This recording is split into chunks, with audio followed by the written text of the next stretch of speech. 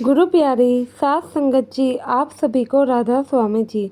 सात संगत जी, बाबा जी तो अपनी सभी संगत और सेवादारों बच्चियों से बहुत ही प्यार करते हैं। सेवादार और छोटे बच्चे तो बाबा जी के अक्सर दिल के ही करीब रहते हैं। तो सात संगत जी, बाबा जी खुद ही मालिक का रूप हैं। जैसे कि हम सभी जानते हैं कि हमेशा धरती पर भगवान मनुष्य का रूप लेकर ही आए हैं। तो बाबा जी हमारे ऊपर आए खतरे को पहले से ही भाप लेते हैं। तो साथ संगत जी, वीडियो शुरू करने से पहले आप लोगों से विनम्र विनती करती हूँ कि वीडियो के अंत तक ज़रूर बने रहिएगा। संगत के अपने इस चैनल को आप लोगों ने सब्सक्राइब अगर नहीं किया है तो ज़रूर कर लीजिएगा।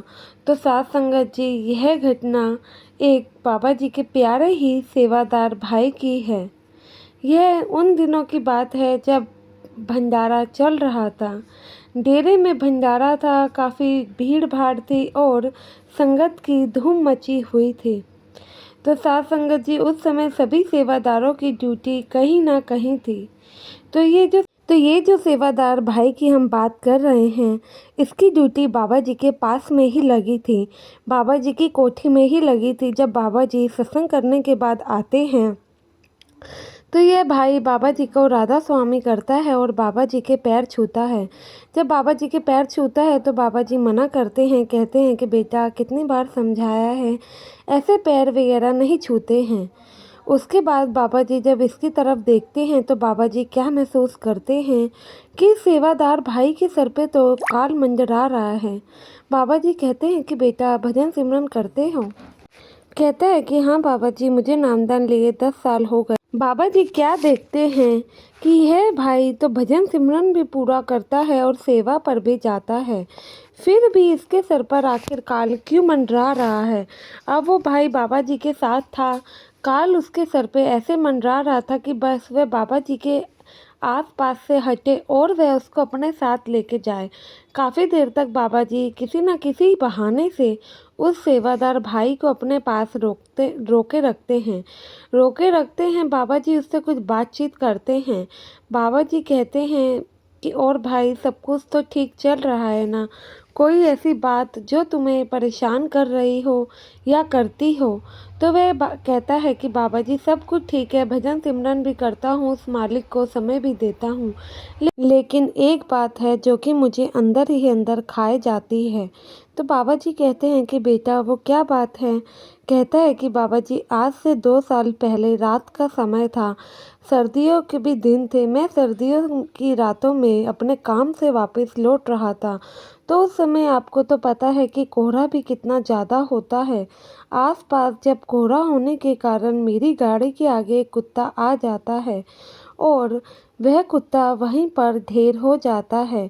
अब सर्दियों के दिन थे और साथ में उस कुत्ते को गाड़ी के आगे देख मैं काफ़ी घबरा गया और मेरी इतनी हिम्मत ना हुई कि मैं गाड़ी से उतरकर उस कुत्ते के हाल देख सकूं। क्या पता वह जिंदा होता, तो मैं उसको उसी हाल में छोड़कर चला गया। बस मेरा दिल यही सोचकर दुखता है कि काश मैं उस कुत्ते को उस समय देख लेता। क्या पता वो जिंदा होता।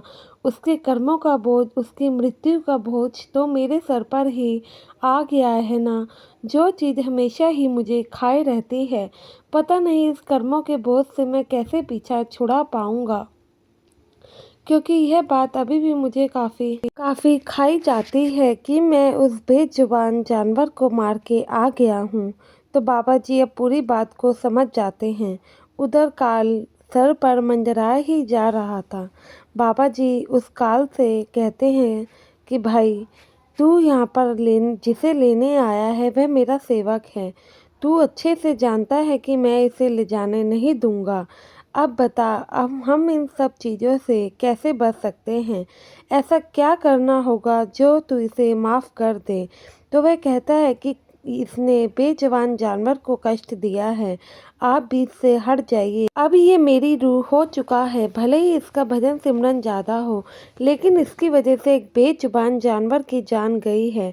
तो बाबा जी कहते हैं कि भाई, अगर तुम्हें इस चीज़ का दुख है तो ठीक है, हम इसको कोई कष्ट दे देते हैं, लेकिन अभी तो इसका जीवन बाकी है। इसकी मौत नहीं आनी है, तुम इसे छोड़ दो।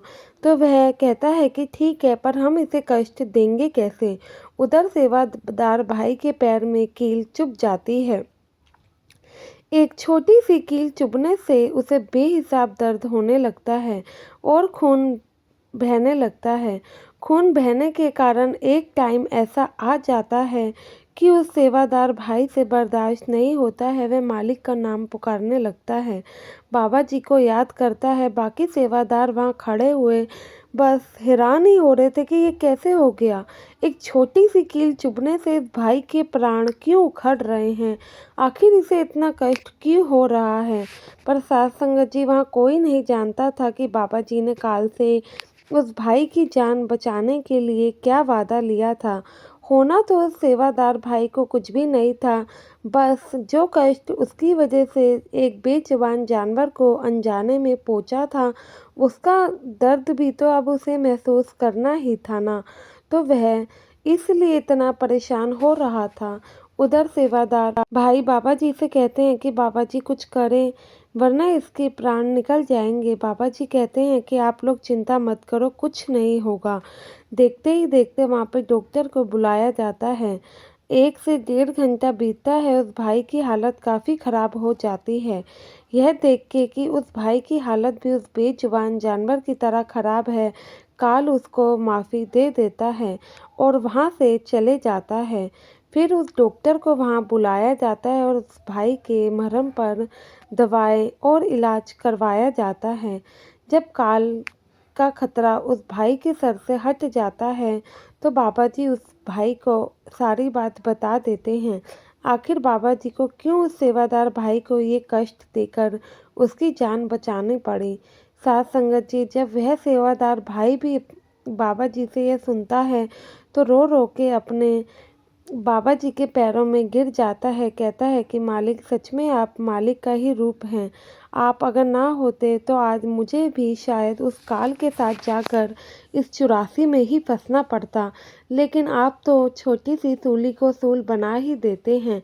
कैसे आपने मुझे इतना कष्ट देके मेरी जान बचा ली। आप हमेशा ही जानी जान हैं। आप हमेशा ही अपनी संगत के साथ रहते हैं और उन्हें जानते हैं कि आखिर उन्हें किस चीज़ की ज़रूरत है। बाकी सेवादार भी बाबा जी का शुक्राना करते हैं वहाँ पर हाथ जोड़कर और कहते हैं कि बाबा जी, सच में आप, हम कह ही नहीं सकते, हमारे पास कोई लफ्ज़ ही नहीं है आपके लिए कहने के लिए, क्योंकि हमने तो हमेशा आप ही में मालिक को देखा है। तो साथ संगत जी, मालिक ऐसे ही हमारे साथ रहता है।